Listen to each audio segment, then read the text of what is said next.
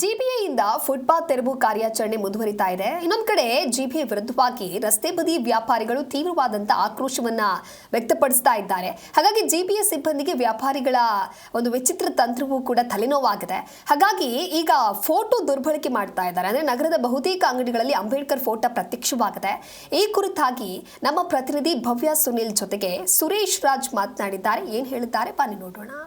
Silicon ಸಿಟಿಯಲ್ಲಿ ಈಗಾಗಲೇ GBA ಅಧಿಕಾರಿಗಳ ನೇತೃತ್ವದಲ್ಲಿ ಫುಟ್ಪಾತ್ ತೆರವು ಈಗಾಗಲೇ ಕಾರ್ಯಾಚರಣೆ ಶುರುವಾಗಿರುವಂತದ್ದು. ಫುಟ್ಪಾತ್ ತೆರವು ಮಾಡುವ ಸಂದರ್ಭದಲ್ಲಿ ಬಹುತೇಕ ವ್ಯಾಪಾರಿಗಳು ತಮ್ಮ ಅಳಲನ್ನ ಕೂಡ ತೋಡ್ಕೋತಾ ಇದ್ದಾರೆ. ಕೆಲವರು ಗೂಂಡಾಗಿರಿ ಕೂಡ ಪ್ರದರ್ಶನ ಮಾಡ್ತಾ ಇದ್ದಾರೆ. ಬಟ್ ಫುಟ್ಪಾತ್ ಅನ್ನೋದು ಈಗಾಗಲೇ ಜನರು ನಡೆಯೋಕೆ ಇರುವಂತಹ ಮಾರ್ಗ. ಸೊ ಹೀಗಾಗಿ ಬೆಂಗಳೂರನ್ನ ಕ್ಲೀನ್ ಸಿಟಿ ಮಾಡೋದು ಉದ್ದೇಶ ಅನ್ನೋದಕ್ಕೆ ಈಗಾಗಲೇ ಸಚಿವರು ಕೂಡ ಹೇಳಿ ಈಗಾಗಲೇ ತೆರವು ಕಾರ್ಯಾಚರಣೆ ಮಾಡ್ತಾ ಇದ್ದಾರೆ. ಬಟ್ ಎಲ್ಲೋ ಒಂದು ಕಡೆ ಅಂಬೇಡ್ಕರ್ ಫೋಟೋವನ್ನ ಇಟ್ಕೊಂಡು ಇದನ್ನ ತೋರಿಸ್ಕೊಂಡು ಕೂಡ ಬಹುತೇಕ ಮಂದಿ ಇಲ್ಲಿ ತೆರವು ಮಾಡಬೇಡಿ ಈ ರೀತಿ ಬೇರೆ ಬೇರೆ ರೀಸನ್ ಗಳನ್ನ ಕೂಡ ಕೊಡ್ತಾ ಇರುವಂತದ್ದು.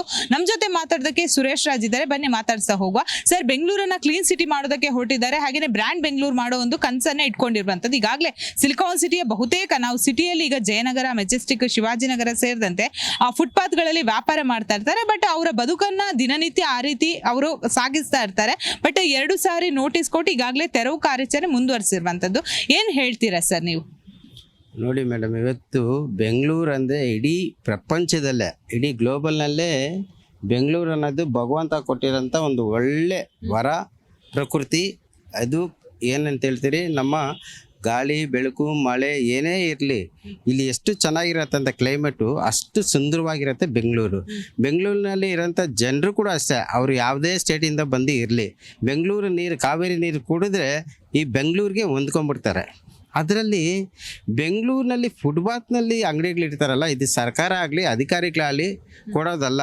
ಏನೋ ಒಂದು ದಿವಸ 2 ದಿವಸ ಇಟ್ಕೊಳ್ಳಿ ಅಂತ ಬಿಡ್ತಾರೆ. ಅವ್ರು ಒಂದ್ಸತಿ ಬಿಟ್ಟರೆ ಅದು ವರ್ಷಾನ್ಗಟ್ಲೆ ಇಟ್ಕೊಂಡ್ಬಿಡ್ತಾರೆ. ಅದರಲ್ಲಿ ದೊಡ್ಡ ಪ್ರಾಬ್ಲಮ್ ಏನಂದರೆ, ಯಾವುದೇ ಒಂದು ಪೆಟ್ಟಿ ಅಂಗಡಿ, ಯಾವುದೇ ಒಂದು ಚಿಕ್ಕ ಅಂಗಡಿ, ಯಾವುದೋ ಒಂದು ಸ್ಲಮ್ ಥರ ಮಾಡ್ಕೊಂಬಿಟ್ಟು ಇಡೀ ಸುಂದರವಾಗಿರೋಂಥ ಬೆಂಗಳೂರನ್ನ ಇದನ್ನೇ ಕೆಡಿಸ್ಬಿಡ್ತಾರೆ. ಒಂದು ಒಳ್ಳೆ ಸುಂದರವಾಗಿರೋಂಥ ಬ್ಯೂಟಿನೇ ಕೆಡಿಸ್ಬಿಡ್ತಾರೆ. ಅದು ಇಟ್ಟು ಕೂಡ ಏನು ಮಾಡ್ತಾರೆ, ಅಂಬೇಡ್ಕರ್ ಫೋಟೋನ ಹಾಕ್ಬಿಡ್ತಾರೆ. ಅಂಬೇಡ್ಕರ್ ಫೋಟೋ ಹಾಕೋದು ತಪ್ಪಂತ ನಾನು ಹೇಳಲ್ಲ, ಬಟ್ ಹಾಕಂಗಿದೆ ಅವ್ರ ಮನೆಗಳನ್ನೆಲ್ಲ ಹೋಗಿ ಹಾಕ್ಕೊಳ್ಳಿ, ಅವ್ರ ಹೃದಯದ ಮೇಲೆ, ಎದೆ ಮೇಲೆ ಹಚ್ಚೋಡ್ಕೊಳ್ಳಿ. ಇಲ್ಲಿ ಅಂಗಡಿ ಮೇಲೆ ಹಾಕಿ ಅಧಿಕಾರಿಗಳಿಗಾಗಲಿ ಸರ್ಕಾರಕ್ಕಾಗಲಿ ಮುಜುಗರ ತಂದು ಕೊಡೋಂಥದ್ದು ತಪ್ಪಾಗತ್ತೆ. ಇದರಲ್ಲಿ ಅಂಬೇಡ್ಕರ್ ಫೋಟೋನ ಇಲ್ಲಿ ಹಾಕಿ ಅಂಬೇಡ್ಕರ್ನೇ ಬಂದ್ಬಿಟ್ಟು ಇವರು ಅವಮಾನ ಮಾಡ್ತಾ ಇದ್ದಾರೆ. ದೊಡ್ಡ ದೊಡ್ಡ ವ್ಯಕ್ತಿಗಳು ಅಂದ್ರೆ ಕನ್ನಡ ಪರ ಸಂಘಟನೆ ಅಥವಾ ದಲಿತ ಸಂಘಟನೆ ಈ ರೀತಿ ಸಂಘಟನೆಗಳನ್ನ ಇಟ್ಟುಕೊಂಡು ಪೆಟ್ಟಿ ಅಂಗಡಿಗಳನ್ನ ಕೂಡ ನಡೆಸಿ ತಿಂಗಳಿಗೆ ಇಷ್ಟ ಅಂತ ತೆಗೆದುಕೊಳ್ತಾ ಇದ್ದಾರೆ ಅನ್ನೋ ಆರೋಪಗಳು, ಹಾಗೇನೆ ಈಗಾಗಲೇ ಅದಕ್ಕೆ ಬೇಕಾದಂತಹ ಸಾಕ್ಷಿಗಳು ಕೂಡ ಸಿಕ್ಕಿರುವಂತದ್ದು. ಏನ್ ಹೇಳ್ತೀರಾ ಮೇಡಮ್? ಇದು ಆರೋಪ ಅಲ್ಲ, ನಾವೇ ಕಣ್ಣಾರ ನೋಡಿದ್ದೀರಿ. ಇವಾಗ ಎಷ್ಟೋ ಒಳ್ಳೆ ಸಂಘಟನೆಗಳು, ಜನರ ಪರವಾಗಿ ಮಾಡೋಂಥ ಸಂಘಟನೆಗಳು ಎಷ್ಟೋ ಇದೆ.